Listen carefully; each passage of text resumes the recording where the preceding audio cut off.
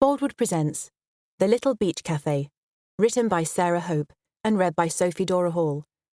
The moral right of the author has been asserted. This performance is owned by Boldwood. Chapter 1. Pippa Jenkins flung her handbag onto the scratched laminate floor, ignoring the thud it made. So what if it woke her crabby neighbours? They were probably in a comatose state anyway, the amount of weed they smoked. Sinking into the deflated cushions on the sofa, the sheen of rain covering her jacket soaked into the warm blue fabric, turning patches of it into royal blue smudges. She tossed the letters she scraped from the hallway floor onto the low coffee table in front of her and put her feet up, gently knocking the collection of empty crisp packets, toy cars and Lego bricks onto the floor.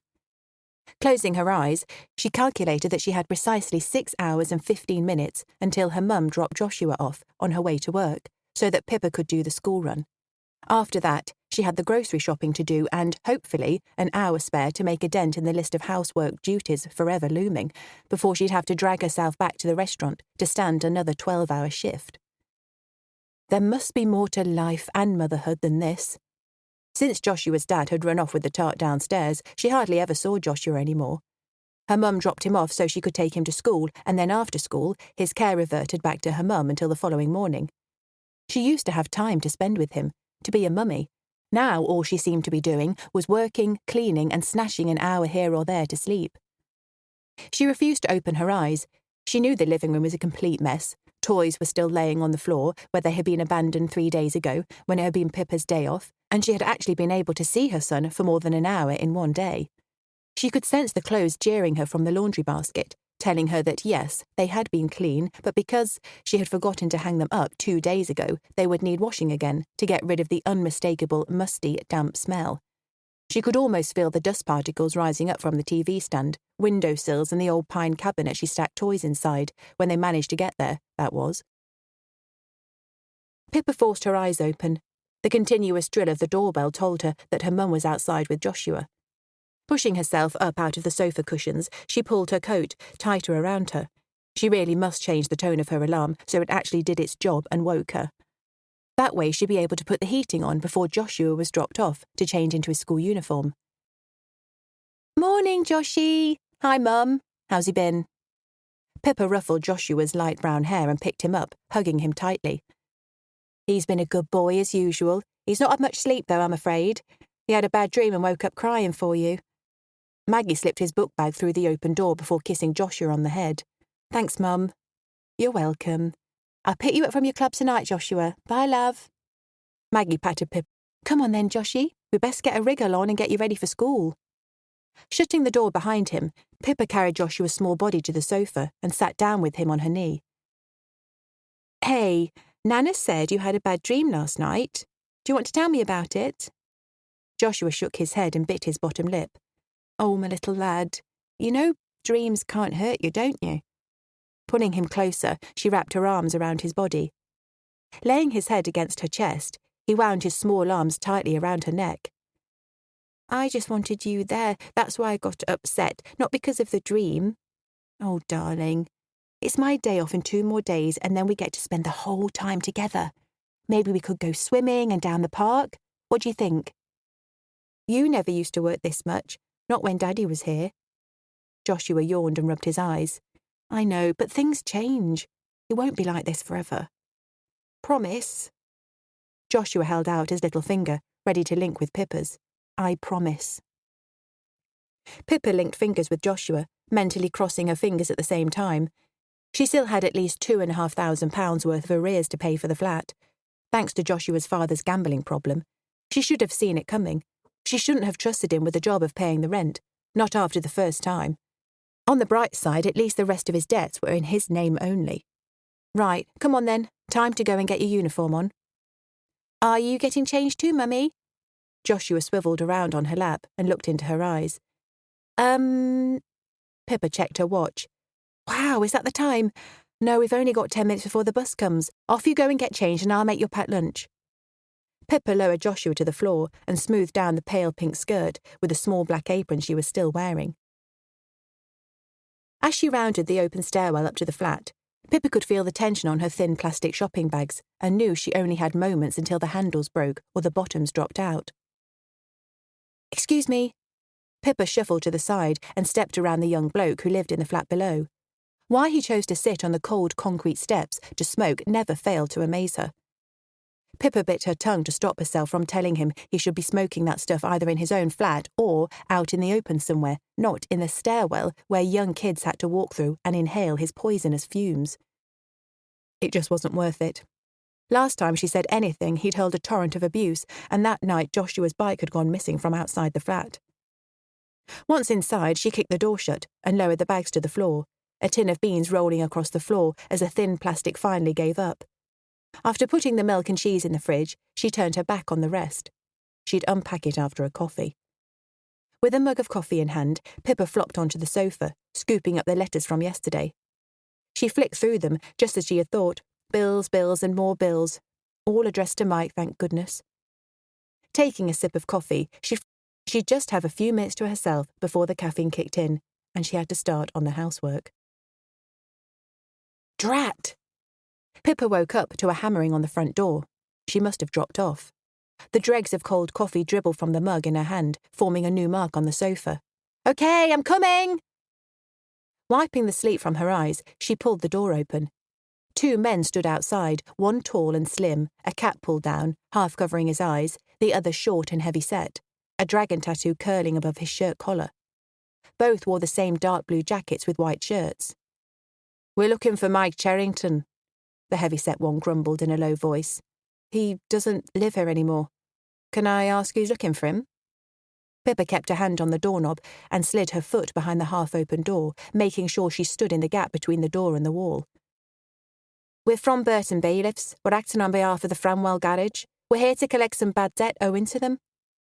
"The Framwell Garage? Where even is that?" "Up north. Is Mike Charrington in?" "Great, so he was still running up debts and using their address. I've already told you he doesn't live here anymore." "Where might we find him?" "I dunno. He ran off with the woman downstairs, leaving me and his kid and a whole load of debt thanks to his gambling addiction." Stepping back, she began to close the door. "With all due respect, miss, we encounter a lot of clients who have supposedly left town. Now, if you don't mind." Mr. Heavyset put his foot against the door before Pippa could close it. "Seriously, he really isn't here. As I said, he ran off with the tart downstairs, and I haven't seen him since. Believe me, if I knew where he was, I would gladly tell you his exact whereabouts. In fact, I'd take you there myself so I could get him to repay the money he owes me. Now, if you don't mind, please remove your foot so I can shut the door and get ready for work." "I'm afraid it's not as straightforward as that. You see, miss, we have it on good faith that Mike Charrington is on the tenancy agreement for this flat. Is that right?" Mr. Heavyset waved a photocopy of the tenancy agreement in front of Pippa's face. Grimacing, Pippa held tightly to the doorframe, her knuckles turning white. So much for client confidentiality. She bet that if she hadn't been so behind on the rent, the bailiffs would never have been able to get hold of it. "Which means we have every right to seize goods on this premises unless you can prove without a doubt that they are yours." A slow grin spread across Mr. Heavyset's oily face. "Only if I let you in, which I will not do." Pippa grinned back. She knew her rights. "Now, please remove your foot from my doorway so I can shut the door." "Well, not exactly. You see, 18 months ago the lovely Mike Charrington let us in and set up a repayment plan with us, agreeing to pay a certain amount each month until the debt was paid off. Unfortunately for you, he has stopped paying them, which leads to us coming here and seizing his goods." Mr. Heavyset folded his arms in front of Pippa looked from Mr. Heavyset to Mr. Thin and back again. That would have been just before he left. What would he have been doing up north? Pippa shrugged. Maybe he had been visiting his sister, or, more likely, spending some time away with the tart. "I'm very sorry, miss, but it is. We have the paperwork to confirm Mike Charrington has deviated from the payment plan, and we also have the original documents with lists of goods to be taken if we were to fail to pay up." "He wouldn't do that. Not even Mike would stoop so low as to let people take our things." Pippa shook her head. "He has. Now, if you would just step aside, please, miss." Mr. Heavyset stepped forward. No, you can't." How could Mike do this? How could he be so selfish? Wasn't it enough that he'd run off with Viv, who Pippa had stupidly thought was her friend, and hadn't twigged that she'd only befriended Pippa to get to Mike? Oh no, He had not only left her for Viv, or left her in debt with the estate agent, but he had also stitched her up with these people. He was such a coward. What had Pippa even ever seen in him? We can, and we will. Mr. Heavyset thrust some official-looking documents at her and pointed to Mike's signature. Grabbing the document, she skim-read the typed text. Sure enough, Mike had signed a disclaimer, giving his permission for the bailiffs to enter the property if he broke the contract. Oi, what do you think you're doing? Within seconds of Pippa taking the documents in her hand, Mr. Heavyset was through the door and standing in the middle of the living room, clipboard in hand. I'm sorry, miss, we're just doing our job. Mr. Thin smiled apologetically at Pippa as he squeezed past her and joined Mr. Heavyset. We've got a list of items to acquire to pay the debt that Mike Chellington previously agreed to. We'll be as quick as we can. You can't! Pippa's voice was a harsh whisper. They couldn't. Not her things, not her home. Right, let's get a move on with this now. TV, sound system and stereo from this room. Mr. Heavyset tapped his pen against the paper before pointing to the TV. Whoa, not the TV. You can take the sound system and the stereo, but I paid for the TV. You can't take that. Pippa ran to the TV unit, spreading her arms in front of the modest flat-screen TV. Mike Chellington knew what was on the list when he deviated from the payment plan. Unless you can prove it was bought with your cash solely, then it's ours to take. It's 5 years old. What do you want me to do, find a receipt? A receipt will do, miss. If you could show us proof of purchase, then we will have no choice but to leave the TV. I've just told you it's 5 years old, at least. Of course, I haven't got a ruddy receipt for it. Pippa's voice cracked as tears began to stream down her cheeks. Then we have no choice but to take the TV. Mr. Thin approached her. I really am sorry. We are just doing our jobs and trying to get our clients' money back. Stepping to the side, she watched as Mr. Thin unplugged the TV and lifted it up, carrying it out of the flat. What would she say to Joshua? Not that any of the scribbling on his clipboard, Mr. Heavyset hardly graced her with a glance. Pippa stood in the middle of the living room and stared at the empty TV unit, the bare bookshelf that used to house Mike's stereo, and the wires laying strewn across the floor. Sinking to the sofa, she folded her arms and lowered her head. She breathed in the warmth from the cocoon she had made with her arms. A slow, throaty laugh rose through her and escaped in a croaky bark. At least she could probably cross dusting off her list of chores to do now. Her laugh turned into loud, rasping sobs as she rocked herself forwards and backwards on the tatty sofa. What was she going to say to Joshua? How was she going to explain why everything of any value was missing? Why huge gaping spaces jeered at them where their electronics used to be? She certainly couldn't let him know that his waste of space father had as good as given their things away. The chirpy ringtone from her mobile interrupted her thoughts. Yes? Pippa cleared her throat. Sorry, hello? Where the heck are you, Pippa Jenkins? I've got a private function to prepare for and I'm a waitress down. Sorry, Mr. Bird, I've just had a family emergency to deal with. I'll be there as soon as I can. Pippa wiped her face with the end of her sleeve. You had better be. The dial tone hummed in Pippa's ear. Throwing her mobile onto the coffee table, she stood up. Rifling through her wardrobe, she realised she didn't have another clean set of uniform. Her other one must be in the clean laundry basket, still waiting to be hung up or re-washed. Drat! Pippa shook her coat off, draping it over the end of the bed, and sniffed her armpits. Going into the bathroom, she sprayed deodorant liberally under her arms, reapplied her makeup, and ran the brush through her hair. That'd have to do. Slipping her coat back on, she made her way to the front door, trying not to look at the empty living room. Pulling the front door open, she stepped out, straight into the path of the postman. Oh, sorry, I didn't see you there. Pippa looked up and stepped aside. No worries. Are you Pippa Jenkins? Yes. Pippa locked the door and pocketed her keys. I'm pretty sure I have a letter here for you. He shuffled through the handful of letters he was holding. OK, thanks. Just pop it through the letterbox for me, please. I'm just in a bit of a hurry. Pippa forced a smile. She really had to get to the bus stop. Buses ran on the hour and the half hour, and it was almost 25 past. If she didn't hurry, she'd miss the next one and be even later for work. Well, it's been posted through recorded delivery, so I'll need you to scribble your signature. Yep, here it is. He held out the letter and waited for her signature. Thank you. Pippa took the brown envelope and scribbled her signature before turning and running down the stairwell, kicking aside the empty lager cans to save herself from tripping over them. At the bottom of the block of flats, she folded the letter and shoved it into a coat pocket before legging it to the end of the road. Turning the corner, she stopped, panting. She held on to the lamppost as she watched the bus turn the corner at the opposite. Catching her breath, she walked the rest of the way to the bus stop and perched on the filthy-looking plastic bench. Digging around in her coat pocket, it dawned on her that she had left her mobile in the flat. She wouldn't even be able to ring the restaurant to warn them that she would be even later now.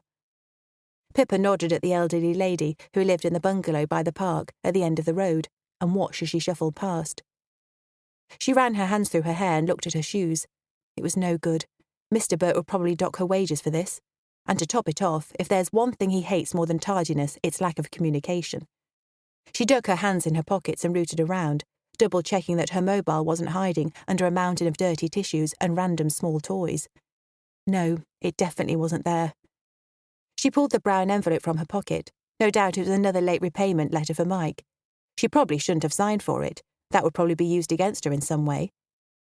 Turning the envelope over, she checked the name on it through the small address window. It was addressed to her. She knew she was behind on the rent, but the council tax and utilities were all up to date. Pippa patted the envelope against her other hand. Should she open it? Did she really need something else to worry about? She didn't have any more money to pay any other bills. She didn't even have enough to replace Joshua's tattered school trousers, let alone pay for the upcoming trip. Maybe she shouldn't open it. Maybe she should become one of those people who hid unopened bills in a drawer somewhere. Then again, she had the darn thing now. Whoever she owed money to wouldn't know she hadn't opened it. She may as well face up to it. Pippa tore the envelope open and turned the letter over, holding her breath, waiting to see the damage. She scrunched up her nose. It wasn't a bill after all. Thank goodness. It was official, though. It had a solicitor's watermark. Pippa held her breath, her shaking hands making the words jumble in front of her eyes. It must be from Mike. What if he wanted to fight her for custody? He couldn't, not after leaving them in so much debt. Could he? Pinching the bridge of her nose, her head thumping, she forced herself to read the letter. What? She reread the letter. Her great-aunt had left her a cafe on the south coast. But she had passed away months ago. Pippa was sure of it. Her mum had gone to the funeral, but Pippa hadn't been able to. Mr. Burt had refused to give her any time off, and Mike, they had still been together then, had laughed at her when she said how guilty she felt, not being able to go and give her respects. He had told her to stop whining, that she had only met her great-aunt a handful of times in her life. Why would she want to go to some stuffy old ceremony full of other ancient pensioners ready to croak it? A shiver ran up her spine. She remembered the argument that had followed, as if it had happened yesterday. Mike had shouted so loud at her that Joshua had hidden under his bed crying. Mike had been wrong, of course. Pippa had wanted to go. She had wanted to meet her great-aunt's friends. She may have only met her a few times in her mum, dad and her used to make the journey down to the coast once every year, and great-aunt Catherine had always made them welcome. She smiled. One year they got stuck in traffic. It must have been a bank holiday maybe, and then there had been an accident and the motorway had been closed. Her dad's rusty Escort hadn't turned into the Coastal Cafe's car park until at least 10 o'clock that night, way past closing time and, in hindsight, probably past great-aunt Catherine's bedtime. But there she had been, sat in the cafe, smiling at them as they trudged in, tired and thirsty after their nightmare journey. Pippa remembered the mountain of ice cream, jelly, fruit and cream that her great-aunt had whipped up for her before they had even taken their coats off. Nothing had been too much of a hassle for great-aunt Catherine. She always wanted to please everyone. She had been a kind and happy soul. Pippa reread the letter. It was true. It was there in black and white, or black and off-white cream, to be more precise. Great-aunt Catherine had really and truly left her, Pippa Jenkins, the Little Beach Café of Pebble Road, Sedum Bay. Pippa read on. She had 3 months to claim the café before it would be auctioned off and the proceeds donated to the local nature reserve. Closing her eyes, she pictured the gorgeous little café, the rows of freshly baked cakes and a freezer full of every flavour ice cream anyone could ever imagine, or at least every flavour the 5-year-old Pippa could dream up. Yes, it would be a perfect place to bring Joshua up. Walks on the beach, a school so close they could walk through fields too, no more buses or pokey flat, fresh air, no need to dodge past people smoking weed and drinking at 11 in the morning on the stairwell. Yes, life at the Little Beach Café would be perfect. Pippa shook her head. If only life were that simple. Jump in the car or on a bus and train, in Pippa's case, and arrive in their new idyllic life. Of course, the reality was so much different. She had bills to pay and a tenancy to keep up. Well, no, that was a lie. Since Mike hadn't been paying the rent, the estate agent had forced them onto a month-by-month tenancy, no contract. Pippa assumed it was so that they could easily be kicked out if she failed to pay the rent again. But it was still impossible. Joshua had only just started school less than a year ago and had made some nice little friends. She had her job, which she needed to be able to pay the arrears. Pippa folded the letter, pushing her fingers together to get perfect creases, and slipped it into her pocket. Standing up, she put her hand up to signal for the bus to stop. "Please, Mr. Burt, it was completely out of my control. I promise it won't happen again." Her lips pursed as she set her jaw. She was determined not to cry, not in front of him. "I'm sorry, Pippa. I've given you more chances than anyone else already. I need staff I can rely on, not someone flaky." Mr. Burt lifted his coffee mug to his lips, his peppered moustache collecting droplets of liquid. "You can rely on me, please. I need my job. I'm begging you. Pippa." Mr. Burt wiped his moustache with the back of his hand and stood up. "With all due respect, I need someone who will be there for all shifts, someone who I can call up at the last minute. With your boy so young, I know that's not possible." "You're sacking me because I'm a mum?" Pippa stared at the short, stubby man in front of her and shook her head. No, I'm sacking you because you've had 3 previous warnings for being late or not turning up for work." "But I can't help that. I'm trying my best here. Things have just been a bit difficult since Mike walked out. You know that." "I know, and I sympathise with you. I really do, but at the end of the day, sympathy and favours are not going to run my restaurant for me. I need staff." "But please, just give me one more chance. I need this job. I need it." Mr. Burt shook his head and indicated the door. The conversation was over. Chapter 2. Peering out of the window, Pippa looked out at the dark countryside, naked twigs, scratching the smeared glass of the bus window. "What did you say, Joshy?" The rain pelting against the thin metal roof echoed around the vehicle, making it difficult to hear him. "When are we getting there?" "It shouldn't be too much further. 10, 15 minutes maybe." Pippa gripped the backrest of the seat in front of her with one hand and pulled Joshua closer with the other as the bus hit another pothole. "Here you go, love." An elderly man passed Pippa one of their bags that must have been thrown from the overhead shelf. "Thank you, sorry." Pippa smiled and squeezed the bag onto the pile of bags at their feet. 2 suitcases, 3 strong carrier bags, and a bin liner held all of their belongings. The ones they had chosen to bring anyway. The rest of their stuff lay at the flat where she had left them. She had given the estate agent Mike's mobile number. Good luck to them if he answered. He never had for Pippa. Yes, he could deal with the rest of it. She grimaced at the thought of him. She felt a little guilty leaving everything for him to sort out. But then, why should she? After all, he'd left her in the lurch big time. He deserved a little karma. Pippa looked back at Joshua, singing along to the old portable CD player she'd found in the back of her wardrobe, swinging his short legs back and forth against the seat, and smiled. He'd been so excited to wear grown-up headphones. He hadn't cared that they were bright pink. Using the palm of her hand, she wiped condensation from the window and watched the sheets of rain cascade from dark, angry clouds into fields, cattle huddling together for warmth and protection. The bus broke hard as they came up to another sharp corner on the windy country road. And Pippa told herself for the 100th time that the driver had driven this road hundreds of times before. It will be so beautiful in the summer, not that it wasn't now. Even with the rotten weather, Pippa could see what a beautiful part of the country it was. She could almost picture her and Joshua walking through the fields, jumping over stiles and picking wild blackberries from the hedgerows. Maybe they could even get a dog. Yes, that would be a good idea. It would encourage them to enjoy their new surroundings. Joshua had always wanted a dog. In fact, so had Pippa. It had been Mike who had vetoed the idea. That and her ridiculously long working hours, of course. "Can you smell the seaside yet, Joshy?" Pippa pulled the sliver of a window open and took a deep breath, the salty air laced with promise, filling her lungs, the smell of the sea brought inland with the rain. She'd made the right decision to accept Great Aunt Catherine's cafe. Not that she'd had any choice in the matter, not after the estate agent had found out she'd lost her job and ended their tenancy. She still owed them money in arrears, but they'd set up a payment plan for her. With the income from the busy cafe, especially with the holiday season not far ahead, all being well, she'd be able to clear the debt within a year. Yes, Pippa smiled. She was looking forward to their new start. Her chance to make things better for Joshua, to secure a more promising and happier future. Turning away from the window, she looked at Joshua, caught his eye and blew him a kiss. We'll go and check out your new school tomorrow, shall we? Will you come? Absolutely. And I'll be taking you to school and picking you up too from now on. Really? Joshua beamed. Really, really. Pippa had never both taken him and picked him up from school in a single day. She'd even missed his very first class assembly because she hadn't been able to get time off to go and see it. Well, things were going to be different from now on. Yes, she'd have to get the cafe ready for opening, but then she would pop out to take Joshua to school. The lady who had worked for Great Aunt Catherine had been as lovely too. Maybe she was still working there. Maybe it was her who had been holding the fort since Great Aunt Catherine had passed away. She definitely wouldn't mind taking care of the customers while Pippa did the school run. We're almost there now. Are you excited? Yes.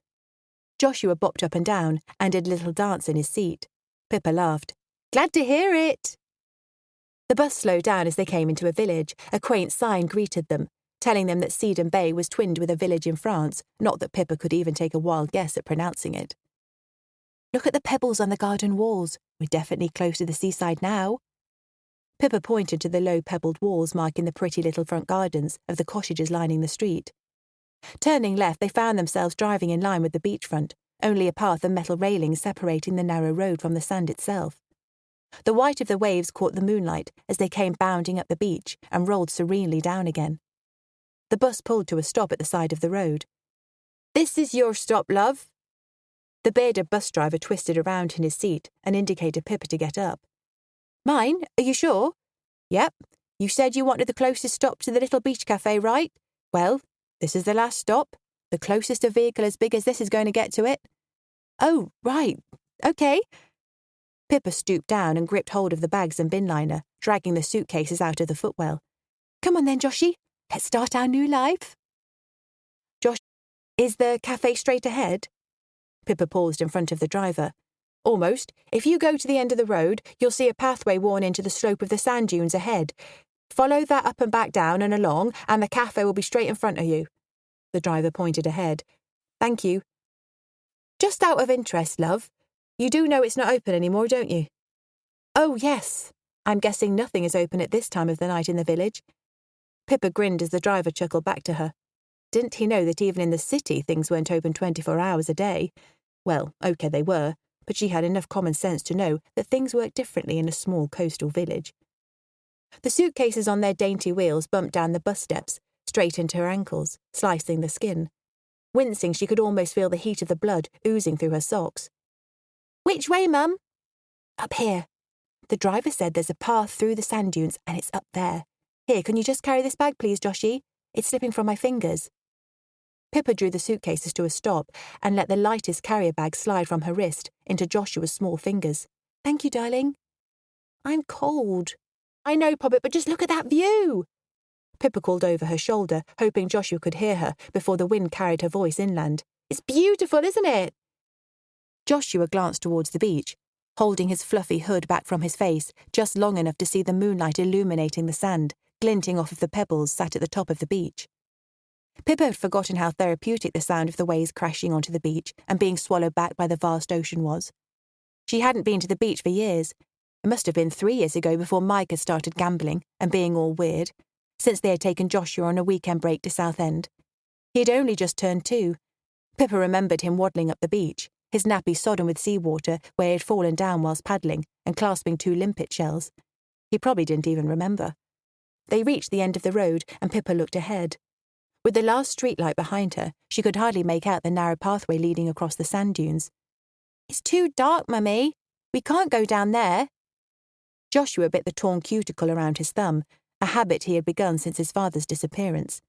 Yes, we can. 1 moment and I'll get the torch on my phone out. Flipping the suitcases up, she pulled her phone out of her back pocket. Look, that's better, isn't it? We can see where we're going now. Pippa held her phone and grabbed hold of the suitcase handles again, forcing the beam from the torch to shoot up towards the sky. Twisting her wrist at an unnatural angle, she turned the phone up, her grip precariously loose, and shone it towards the pathway. The light illuminated a bumpy track, overgrown with the long, coarse grass, natural to sand dunes. Off we go, then. I can't, Mummy, I'm tired. Joshua looked down at his feet, circling his ankle. I know you are, but this is the last stretch of our journey, and I'll make you a lovely warm hot chocolate with cream and marshmallows when we get to the cafe. That's my boy. She staggered up the curved dune, Joshua gripping onto the sleeve of her coat, the suitcases trundling reluctantly behind them. As they reached the top of the sand dune, the wind whipped sand in a fury against their faces, and Pippa reminded herself that they would soon be in the warm, welcoming cafe of her childhood memories. They would soon be wrapped up under a duvet in bed, and then the fun would begin in the morning. They could go and explore their new neighbourhood, and go down to the beach to paddle and play before going to visit Joshua's new school. She knew it would be hard work running the cafe, but with the experience she'd picked up from years of waitressing for Mr. Burt and learning some tricks of the trade from the staff who had been running it, she was sure they'd do just fine. The work-life balance here would be so much better than back in London. They would start living again instead of merely surviving. Taking a deep breath of sea air, Pippa coughed out the sand. She wouldn't make that mistake again. Yes, life was pretty good at the moment. She lugged the suitcases up the slight incline, around a gnarled tree and back down towards the beach again. We must be close now, Joshy. Pippa stood the suitcases up and held out her hand for Joshua, gently guiding him down from the sand dunes. Sweeping the phone's torch left and right, it illuminated a wooden sign, slightly leant to the left, with the painted words almost unidentifiable from years of the onslaught from sand being thrown against it in winds such as these. Look, there's our sign, the Little Beach Café, and look, there's the cafe. They both stood there, Pippa holding on to the phone, Joshua huddled into her side, the wind whipping Pippa's wet hair into her eyes. Jerking her head, she shifted the wet strands of hair from her face. The small, squat building stood to their right. It was pale blue, just as Pippa remembered, but it had seen better days. Even from where she stood a few metres away, she could clearly see it hadn't been painted for years, decades possibly. The paint was rubbed bare down to the wooden panels in some places, and splintered, peeling in strips in others. The large windows positioned for diners to get the optimum sea view were covered in newspaper, curled up at the corners from the sun. It doesn't look like what you said it did. The disappointment rasped through Joshua's voice. No, it doesn't. Maybe they've been having problems with the windows, though. Let's go inside and take a look, shall we? Joshua nodded as Pippa grabbed hold of the suitcase handles again, tugging them across the sand and onto the grey paving slab surrounding the squat building. First thing in the morning, she'd have to come and sweep the stray sand from them, although with this wind, she assumed it was a daily and thankless job. Standing under the small porch, Pippa dug the key the solicitor had sent her from her coat pocket and twisted it in the lock. With a fair amount of pushing, the thin wooden door opened. What's that smell? Joshua recoiled back into the onslaught of the rain. It smells a bit musty, that's all. Hold on, let me find a light. There you go. The halogen tube lighting flickered to life, bare in the inside of the cafe. Red plastic tables were pushed against the walls, the chairs stacked precariously on top of them. The black and white checked floor tiles were dull with dust, and the counter at the far end of the room was piled with clear plastic containers, the sort Pippa remembered gazing through at the scrummy homemade cakes underneath. Looking around, she could hardly imagine the scenes from her memory of the warm, friendly, bustling cafe. In contrast, this room looked as though it had been taken straight from a movie set, filming about a ghost town. Yuck! Joshua sidled up to his mum. It doesn't look as though it's been open for a while, does it, kid? Joshua shook his head. Never mind, it won't take much to get it going again, I'm sure. Pippa swallowed hard. Let's go and have a look at the flat upstairs. We'll leave the bags here. She took a chair down from one of the tables close to the counter and piled the bags on top, circling her wrists before wiping her now dusty hands down the front of her jeans. This way? They made their way around the back of the counter towards the pale blue door. Pippa remembered Great Aunt Catherine bustling through, leading them to the flat and showing them where they would be staying for their holiday. She used a second key she had received through the post, its small paper label reading Flat Beach Café, and pulled the door open. The musty smell was even stronger here. I'm not going first, Joshua whispered and hid behind Pippa. Okay. Pippa felt for the light switch, and the small hallway was suddenly bathed in bright yellow light. illuminating the mustard-coloured walls and the flower-patterned brown carpet leading up towards the flat. At the top of the stairs, Pippa opened a second door, this one gloss dark mustard to go with the walls. The door led straight into the living room. The yellow and brown flowered wallpaper brought back memories of her younger self trying to trace the petals trailing upwards. A brown sofa and matching chair were positioned around a dark brown rug, darker than the tea-coloured carpet. A 70s sharp-cornered sideboard stood against the far wall in front of the sofa, miniature ornaments of cottages and windmills depicting a village scene. A small, old-fashioned box television was pushed towards the back of a clunky TV cabinet. Pippa ran back downstairs, aware of how nervous Joshua must be feeling left alone in the unfamiliar flat. She pushed the door open into the cafe and went to grab the bags. She paused, bags in one hand and one of the suitcase handles in the other. She should check that she had locked the front door. However idyllic it seemed to live on the beachfront, she reminded herself that they were still in an unfamiliar village, alone on the beachfront. Striding across the murky tiles, she stopped halfway to the door. She could hear the wind and rain battering against the front window, but there was also a different noise, a drip, drip, drip. It sounded more echoey and closer. "Mum, can you come up now?" Joshua's call was just audible from... "One moment, Joshy!" In the 2 more strides to the front door, the dripping noise got increasingly louder. Maybe it was from outside after all. "You're kidding me!" Pippa felt something cold and wet drop onto the top of her head. She reached up and rubbed the palm of her hand across her dark hair. Stepping back, she leant her head back to get a better view. Great, just great. The cream ceiling bulged in a patch at least half a metre across, the centre hanging lower than the rest, which was where the water was dripping from, a puddle laying on the floor below. Pippa shook her head. How hadn't she noticed it earlier? She supposed she'd been too wrapped up in the realisation that the cafe hadn't been operating for months, if not years. Back upstairs, bags and suitcases heaped in the corner of the living room, Pippa made her way around the small flat, checking the ceiling for any leaks that could be coming from the roof and seeping downstairs into the cafe. The ceiling looked fine. It must have been coming from a leak in the small galley kitchen or the avocado green bathroom. She shrugged. At least it was localised, and the roof was okay. Chapter 3.